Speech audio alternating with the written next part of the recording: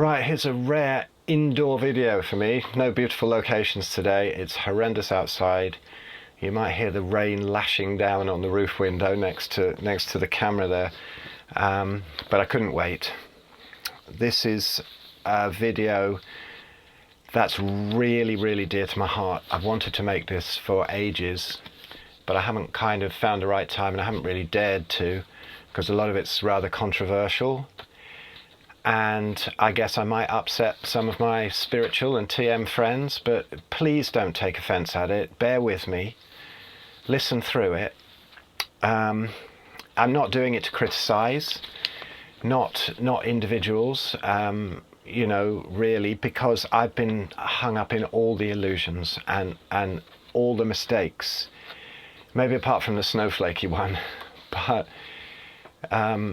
you know, it's very easy to get caught up in this dogma unless you have a big wake-up call like I did. Well, 2 wake-up calls, I guess. So I do really care, and I want to also have a little disclaimer here that I'm not tarring everyone with the same brush, whether it's spiritual people or vegans and vegetarians, because in all of those areas I've met some wonderful people. I think it sort of damages people in various ways. All of that, but you know, that doesn't stop this not applying to a lot of people. Okay, and I'm not knocking the technique of TM or any other technique, and I'm not knocking Maharishi. So with that disclaimer, so some of the things I might say might seem a little off, but bear with me, because it's with respect for that tradition in a lot of ways. I've got those scrappy notes here. I've got so many ideas, so apologies if sometimes it's a bit stilted and rustling papers and stuff, but a lot to get through. It'll be a bit of a longer video than my usual ones.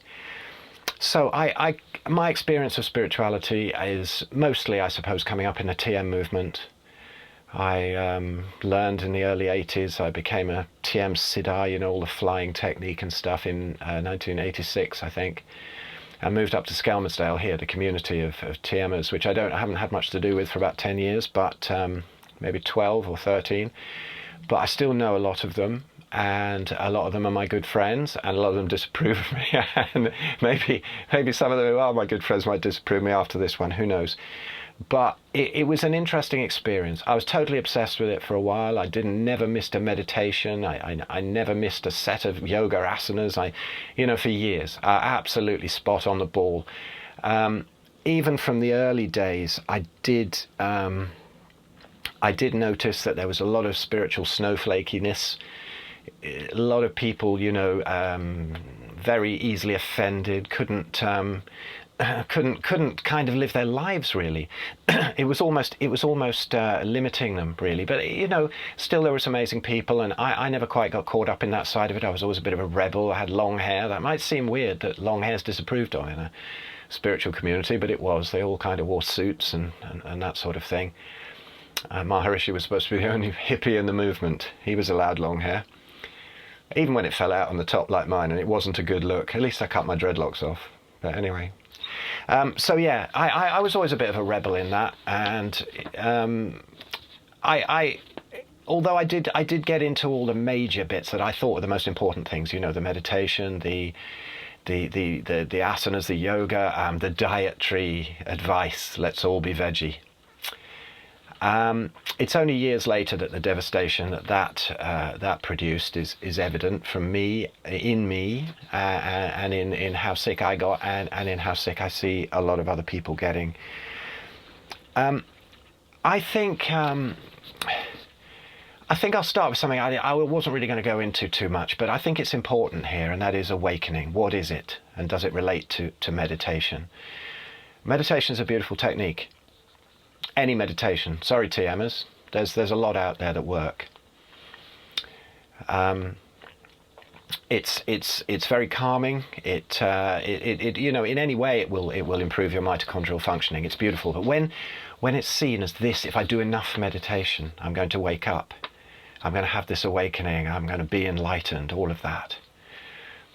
I don't think it necessarily happens like that. It's a real phenomenon, and If you look at the Batgap interviews, Buddha at the gas pump, Rick Archer, my friend, he's doing such an amazing job at showing that this happens to ordinary people. There's an epidemic of it. And he started it because, here's another one of the closed-minded things about spirituality. If somebody has a real awakening in a TM movement, or many other movements, it's like, you didn't deserve that. You haven't done enough meditation. It's supposed to be something for a select few in loincloths in the Himalayas, but it's not like that. It's happening to all kinds of people, and it's not such a mysterious thing. It's been overcomplicated and over mystified, just like diet has, and it's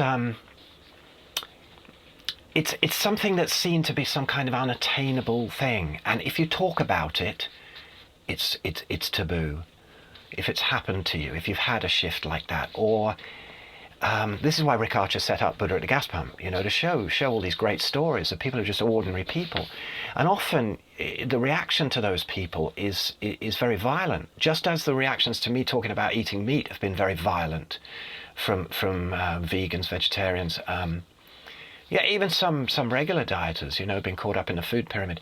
But it's the same with awakening, when really it's our basic ancestral state, just as meat eating is. Let me come to that later. I know that's going to trigger a load of people, but it's a very simple thing to realize that we are just part of one organism. That it's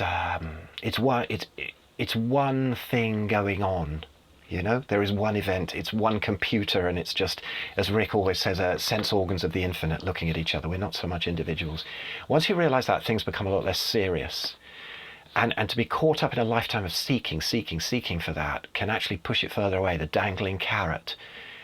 I was sitting there in the back, well, actually I was standing up in my back garden, about 2006 on the Dome site here in Skelmersdale, Dome being the building where everyone goes and meditates. And I was getting a religious fervour, saying, I really need to meditate, I really need to go in the Dome, I haven't been in for years, I'd lost my passion for it. And I felt guilty. One day in the back garden, I just went, I've had enough. I'm letting go of the whole thing. In that moment was everything that I'd ever been seeking for in meditation. And I had to sit down on a wall. It was such a shift in consciousness that hasn't left me since. It left me a bit spaced out for a couple of years, but it's integrated now. I have no problem with it. It's not boasting. It's not a great entertainment. It's just a letting go. It's a moment of surrender. Maybe it's a moment of grace. I don't know.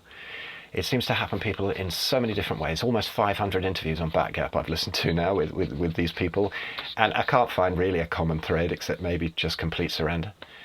Whether that's voluntary or otherwise, I don't know. So it's not. There's just a first step. I'm sure I know there's millions of people in a far greater state of consciousness than me. This is an ongoing process, but from that moment on, you don't have to chase it. You're not seeking anymore. There's none of that frantic thing. People say, do you still meditate? If I want to, it's a beautiful thing to do, but I don't have any expectations from it, except that it just feels lovely. I don't need to. I'm not seeking for anything. The relief is enormous, and that is the same in diet as well. I think this awakening really helped me not only to be more open-minded even than I was, because I was very open-minded, but also to get through the illness with a completely different a different perspective, which happened to me in 2010. This is the beginning of the journey. There's often a huge amount of work that comes after that, and you're better at looking at yourself, and when you've been a complete idiot, the importance of being wrong. The way I've come to all these things I want to say today is from being wrong so many times, and listening to people and accepting information that comes to me all the time. A lot of it was rubbish, but you always must accept, as my friend Daniel Wiseman said on a podcast that I heard today, a carnivore talking about vegans and how he wishes that they would realize that everybody in the world knows something you don't know. And this is so important. This is still the case for me today. And I'm so passionate about learning constantly. Letting go of seeking brought to me what I was seeking, and letting go of all my knowledge that I thought I had about diet was what led me to the diet stuff, and I had to get that sick to do it. I'd like to just go into really this business with the snowflakey thing. it was funny to me when I first moved up here, and you know, you'd be out for a walk with people in the lakes and they're panicking about, oh, we're not going to get back in time for program, for the meditation. You're in a beautiful place, you're in the lakes, you know. Why would you want to go and sit in a dome, bounce around on some foam while you're here? Just there's a constant non-acceptance of what's going on. I'm guilty of it myself too. I'm not criticising. It's something we always have to watch out for. There's all this. It gets to the point where you can't watch a scary film. You know, you can't talk about genitalia. You lose your sense of humour. If somebody says the word fuck, you freak out and wince. I mean, you know, mad as Osho might have been in many respects, have a listen to his video about the most useful word in the English language, fuck. Oh, dismiss him, but realise that there were some people who thought he was the greatest guru ever at one point. I'm not judging any guru, really. You know, spirituality is supposed to make you stronger, more adaptable. But in my view, it's just making people really weak and stubborn and closed-minded, and weak in mind and body. I'd like to go into a little bit of well, yeah, in a minute. This happens when you're stuck in one discipline, as Billy Connolly said, which applies to spirituality and the religion of veganism. When he was going on about other people, other religions, never trust anyone with one book. You know, who only has one book. And he's so right. You've got to look at everything. There's a whole universe out there, you know. You can't get stuck in one dogma. In the TM movement, it's like, don't read this, don't read that, don't look at that, don't listen to this guru or that one. It's only Maharishi. Don't read Muktananda's Play of Consciousness.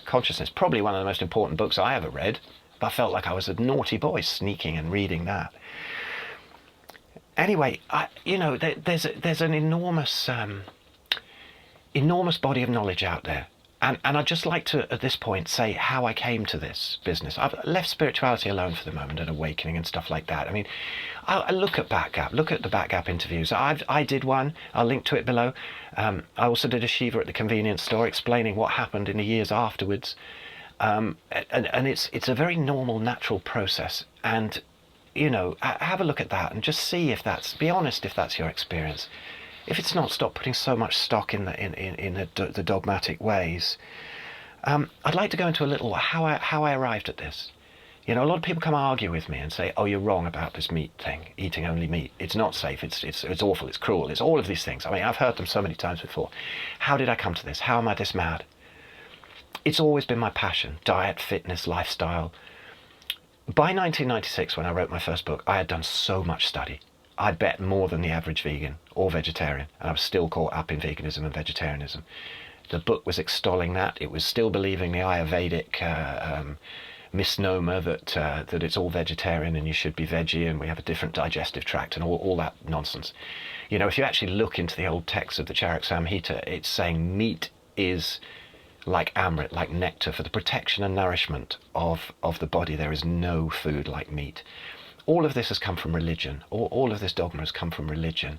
It's come from the dream of Ellen B. White, was it? Is it Ellen B. White? Anyway, in the middle of 1800s, you know, having this dream and then setting up this business that we should all be veggie and the Seventh-day Adventists and stuff, and all the Hinduism getting involved in Ayurveda and whatever. So a lot of even that stuff, you know, is a complete myth if you look deeper. How have I come to this? Well, by 1996, I'd done all that study. Then I did a load more after that. I did a load of nutrition study involved with bodybuilding and weight training and whatever. And I ran a gym later on and helped people with loads of diet. Really then thought I was adding to my knowledge. Then I forgot about it for 10 years. Thought, I know exactly what I'm doing. Well, you know, 10 years later, 2010, I had psoriatic arthritis. I had many ailments. I'll put a link below you can see the pictures of my body and what happened through those stages, and then going back into veganism, whatever, all the devastation it did, and how I finally found a way out. 2010, I probably studied 12 hours a day after I got sick, constantly, and I would say for 2 years or so before I started, a year and a half maybe, before I started to figure out exactly where this was going and what all the levels of lies are. It takes a long time. There's so much crap to dig through from the governments, from the, you know, stuff coming through from the food industry sponsored studies, the nonsense that came up in the WHO, you know, meat causes cancer, all of. Did you know, by the way, that I listened to an interview with somebody who was on the committee for that. He said it's the most frustrating time of his professional life. He eats a load of red meat, tells people to eat it. He said the predominantly vegetarian committee swayed this in the wrong direction. The evidence wasn't there. It wasn't. There was nothing to show really that it caused cancer. All the studies were done on people who eat all the other crap as well. They're all plant-based diets, whether you eat meat or not. Anyway, so there's all this stuff stacked up against me. And I started to break through it probably after about a year and a half of 12 hours a day, 8 hours maybe, I don't know. But a hell of a lot of study, totally focused, because I needed to get out of this illness. Then when I started to figure out how it was right, the real path that seemed to be healing people that other docs and all sorts of people are picking up on. I'm going to put a load of links below to that. It's not just me. I'm not a lunatic in the wilderness. All the docs are coming around to this. And then, since then, I've studied at least 4 or 5 hours a day, even since I healed. How do I do it? I listen to podcasts. Oh, they're just podcasts, say vegans. They're not the science. Well, these are the people that wrote the papers. These are the people who are the scientists who came up with this stuff. I'm listening to doctors, scientists, a lot of lay people like me who are even more knowledgeable than some of them, environmental scientists, all kinds. I study them hours and hours and hours every day. I listen to them on podcasts with my phone on airplane mode, of course, because of the EMFs. Oh, I wish I could talk more about EMFs, light, stuff like that, but I always get hung up in diet because there's so much crap around it. Look at my other videos, you find loads of other stuff not on diet. Anyway, we're stuck on diet today. So, I listen to that, 5 minutes here, 5 minutes there, 20 minutes there, exercising, cycling around, playing the drums, even if I'm practicing something basic, going to the toilet, if I'm awake for an hour in the night, driving, everything. I'm listening all the time. I learn stuff every single day. I said to a vegan a while ago, a couple of years ago probably, I said, well, since that point, I've done 10,950 hours. Now, it's supposed to be, 10,000 hours to become a maestro at an instrument or anything. That's a magical number of study. And it's been totally focused study. I've done this. Since then, I've done another couple of years. It's diminishing returns now, at least on the diet front, although I learn stuff even now every day. So I want to ask you, to be really honest, I want to ask you how much study you've done to come up with this stuff where you just tell me you're wrong. Have you read the China study, listened to a few vegan propaganda films, read tabloid newspapers, and remember a couple of gurus saying it's bad to eat animals? If that's your level of study, believe me, you haven't even got on the first rung. It's nonsense. It's a deep deception. It's hurting you. It's hurting the planet. It's destroying the soil. It's killing so many animals. If climate change is a real thing, caused by humans, or I'm not sure it is, but presuming it is, let's presume it is. Do you know that was based on the figures from that ridiculous paper, Livestock's Long Shadow, that the vegans always quote? Oh, animal agriculture, 50% of all global emissions.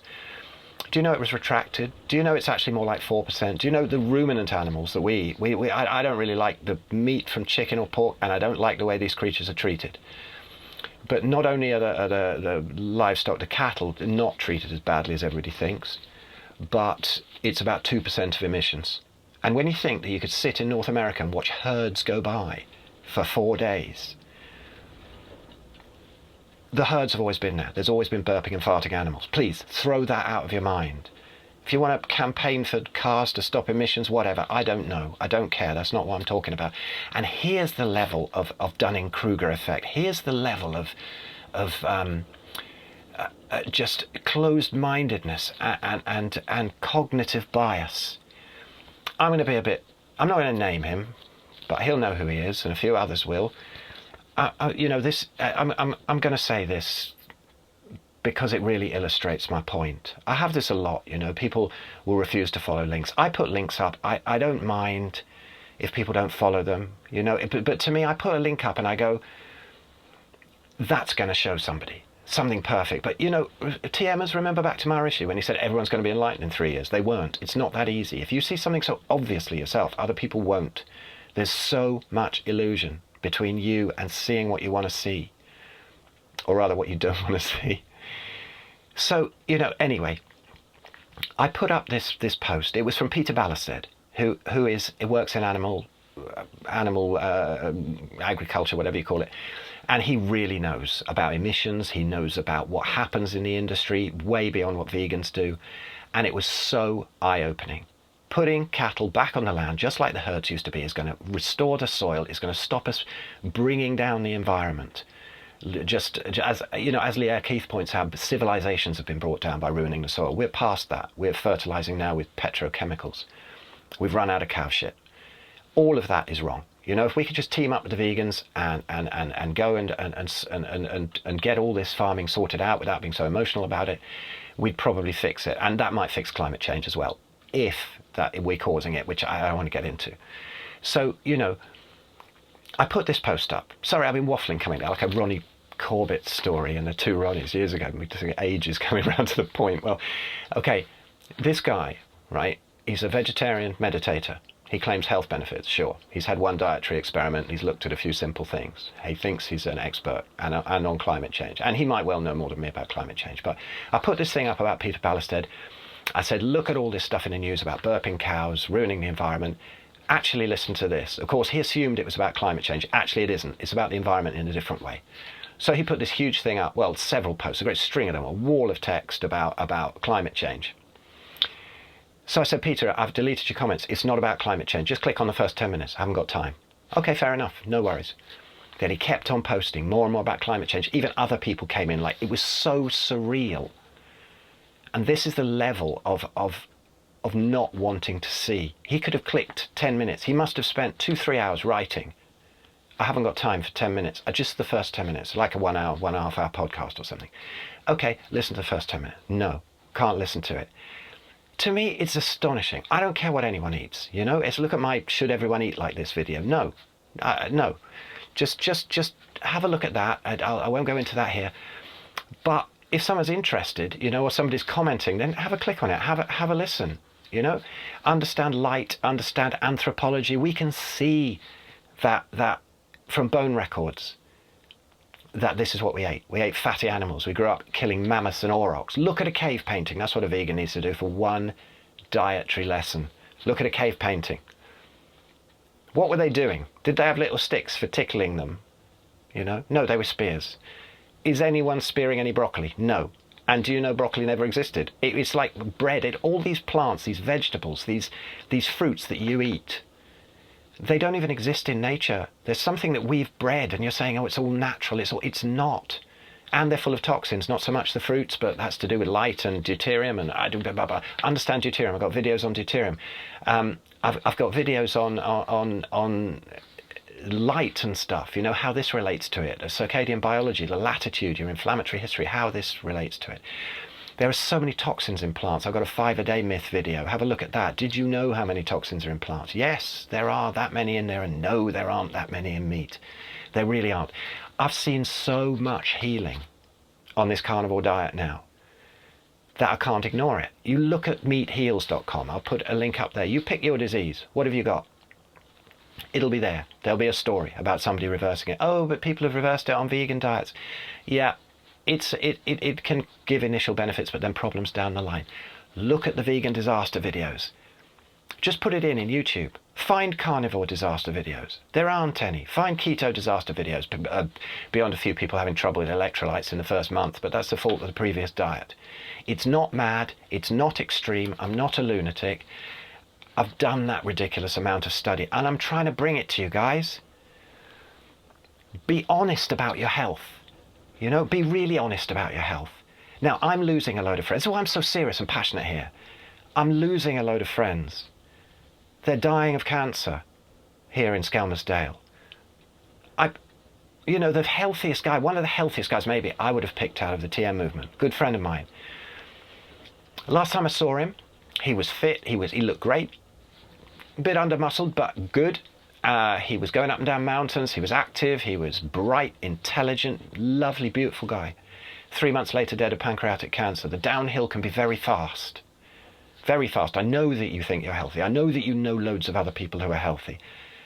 But I've never ever had such good health. I've reversed psoriatic arthritis, heart problems, calcifications, fatty liver, cysts on the liver. The history of my illnesses has been well documented. I don't have any now. I'm 56, I have a flat stomach. I have good musculature. I haven't really trained properly with weights for 3 years. I maintain that with doing pretty much nothing. I'm about to start again. I want to go up to the next level. That would be fun too. But you don't need to. Veganism killed all my muscle, stripped me of it within a year. Be honest about your health. The ones who stand in front of me and say, I'm healthy, the ones who I meet in the shop who say, God, you look well, how did you do it? I point in my trolley, I point to their trolley. Mine's full of legs of lamb, steaks, liver, eggs. I point to their trolley. It's full of carbohydrates, it's full of brown rice, it's full of corn, processed foods. And I say, there you go. Ooh, I couldn't eat like that. Maharishi says. And you know that they've got illnesses. I know that it's not my business to say so. I've slipped up a couple of times. If there's guys who I've annoyed there, well, I'm sorry. I gave that up a while ago. But, if I've mithered you about it, my apologies. I should wait for you to come to me. And lots of people have come to me from the TM movement. And they made tremendous progress. And after my Batgap interview, I had spiritual people, including teachers who thought they'd lost their awakenings. I can't tell you how the whole mental bit comes together. The whole emotional bit. Everything comes together. Eating a carnivore diet is grounding for spiritual snowflakes. It can increase your bone density, your muscle mass. It heals your gut. It brings your skin back online. It balances your hormonal system. Should everyone eat like this? No. But because you've eaten that shit that you've eaten all those years, and it is shit, grains, pulses, the poisons in them you wouldn't believe. Vegetables are probably the best thing in your diet, and they're crap anyway. You really have been filling yourself full of crap. And to add just a bit of chicken in doesn't make it doesn't make any difference. It's not like, oh, I've added chicken in, I'm still not well. The Ayurvedic doctors have visited up here and told you to eat better, eat more meat. But you're not doing it. The thing is to eat nothing but meat. That will heal you up because you need it. You've gone that far the other way. Not everybody needs it, but you've gone that far the other way. And it does show. Believe me, it shows. When a meditator stands in front of me and says, I'm healthy, it's done me no harm. I'm sorry, I'm seeing pot bellies. Even if you're skinny and wasted away and very, very much a lack of muscle, I don't see a good physical specimen among the TMers. And other spiritual people, who eat this way. And they pretty much eat the same way. I see rotten teeth. There was never a cavity among the Inuit before they ate the crap, before they ate the grains, before they came in. It was unknown. I've seen cavities heal up on a carnivore diet. It's not that mad. You get all the nutrients you need. I've got other videos on that. I won't start waffling about that. But this is how I've come to it. Really deep study, really deep personal experience. I've worked with a load of people and seen them come back online. I've seen people even think they've got their awakenings back. I can't tell you how important it is to do it. You stand in front of me, you say you're healthy. I can pick out 10, 12 things wrong with you. It's so obvious that there's something wrong. Be honest about your level of knowledge. How much study have you done? How healthy are you really? Let me just have a quick look, see if I've forgotten anything, an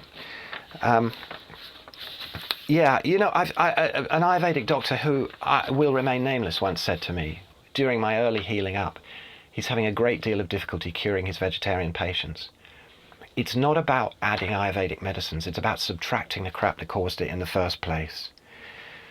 Don't just look for mystical signs when you're ill. The higher chakras are no more important than the lower chakras. Get bawdy, get naughty, talk about naughty things, eat some stabilising food, eat some meat, eat some seafood, eat nothing else. Did you know about a study? This is why you shouldn't just add chicken to your diet. Quick one here, study done. People eating oysters, they want to see how their zinc levels came up. Zinc levels shot up in the body when they ate only oysters. Another group, oysters and black beans, only half the results. Another group, oysters and tortillas, no rise in the zinc levels. It's not going to do you any good if you eat put a chicken breast with your rice and dal. It does no good at all. It's still a plant-based vegetarian vegan diet as far as I'm concerned. Makes no difference. you're not going to heal on that. And you probably get worse, actually, because your body doesn't like digesting meat, so then you'll blame the meat. It's not the meat. It never was the meat. If you're in trouble, if you're looking at your body now and saying, hang on, he's got a point, my teeth are rotting, because all of that carbs, you're probably giving up sugar in your tea or something, but that's irrelevant. It's all the other crap. It's the brown rice. It's the dal. It's the breads. It's the fucking vegetable soups full of barley and stuff. You know, this is what's making your teeth fall out. This is why you've got your black stumps. This is why when you talk to me, when I meet you in the supermarket and I'm backing off slightly, it's because you've got halitosis, guys. I'm sorry. I know this sounds offensive, but it's tough love. You've got to be cruel to be kind. I hate to see people in this state. I really do. My heart's going out to you. I have a lump in my throat when I see this. My friend who died, you know, of pancreatic cancer, I lost 2 friends that day to cancer that day, and they're by no means the only ones that year, last year. You know, this thing is getting so deep-rooted, it's coming down to everybody else. Everybody believes all veganism's good. You look at it from the outside, why do you argue with the vegans? Why is this, why is that? Because it's bringing down the planet. It's bringing down health, bringing down the planet. It's making some doctors feel like this. You know, you see, the difficulty is, if you know something, if you've got a level of knowledge, you can judge people who know less than you. You can judge people who know the same as you. But if there's 2 guys having a discussion, an argument or whatever, and you can't decide because they're so much more knowledgeable than you won't be able to decide who's right. Take Joel Kahn, the heart guy, you know, he's a vegan cardiologist, he's been vegan forever, he's great and all that. And they see him talking to a carnivore or something, and there's some debate. You won't be able to tell that he's talking nonsense. 99% of what he's talking is nonsense. It's based on all the same old crap that you based your stuff on, except that he's got the medical knowledge to go with it. So you think he's right. So you're thinking, oh, who's right? Who's right? Your preconceptions are saying, oh, it must be the veggie guy. And then when he brings up the emotional stuff, the Walt Disney crap of look at the cows. Oh, aren't they lovely? How can you eat them? How can you be so cruel? Listen to Lierre Keith. I'm going to link this below. Listen to how it's destroying the planet. Listen to how many animals are chewed up in the combine harvesters, poisoned by the glyphosates. You know, how many environments are wrecked. But a vegan cardiologist saying, oh, it's a little bit cruel to eat meat. You'll go, I'm going to eat that. I'm going to eat the vegan diet. It's disastrous. Look at the disaster videos. Look them up. Whew, I'm getting all wound up here. Right. I think I've said enough. You know, there's other things that are going on there. There's other things that are going on with spirituality. You're not facing emotional things. You think, okay, I've got all this technique. I've got TM. I don't need anything else. I thought that too. Then the work had to start. Even after that awakening, I had to really delve into what a complete fucking twat I was. On many levels. To other people, to myself. You know, I had to unwind a load of these emotional things. Fears. Repressions. There's a load of that going on. Spirituality will repress it because, again, you've got Billy Connolly's one book. You need more books. You need to open yourself up to all the beautiful information that comes to you. The rest of the life is your sadhana, is your spiritual path. It's not just when you're sitting there cross-legged on the phone, bouncing up and down and farting because you've eaten too much dal. That isn't your spiritual work. It's everything. It's the time when you can't get in to meditate because you've been held up in a traffic jam.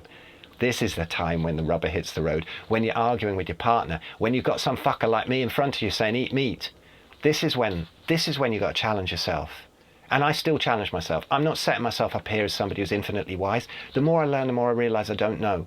But I do realise that I know more than you. I do know more than you. Come on, guys, heal. Heal up, please. You look like shit.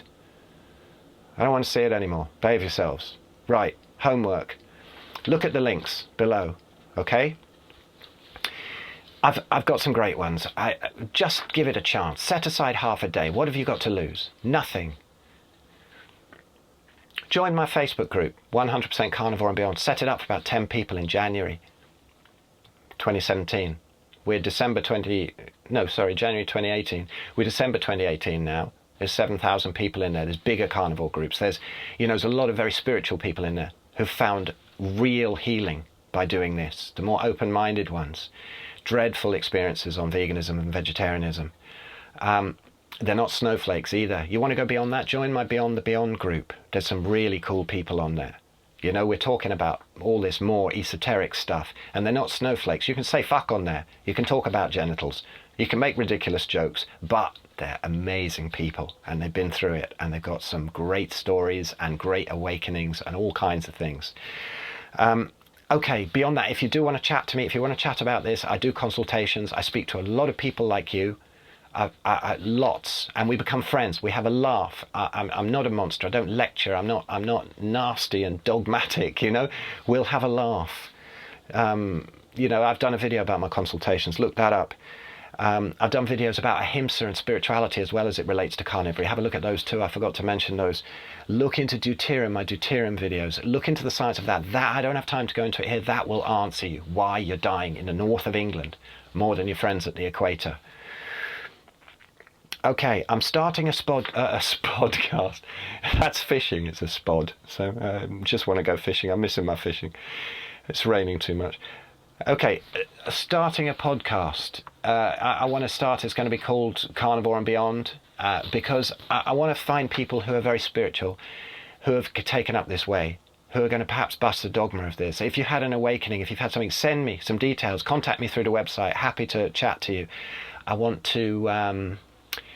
I want to get people talking about their experiences, their healing up emotionally, spiritually, physically, everything from this carnivore diet or keto diet or close to it, dropping the carbs out, anything about busting the dogma about diet, because it's the biggest one we're facing. And all your other stuff as well. If you've got links to any of your videos or talks or websites or anything, send me those so I can check you out, get familiar with you. I want to get something really good going here. With a nod to Rick Archer being the inspiration to do that. And Sean Baker and everybody else who's doing it on the other side, but I want to just bring all of that together, you know. Also, if you're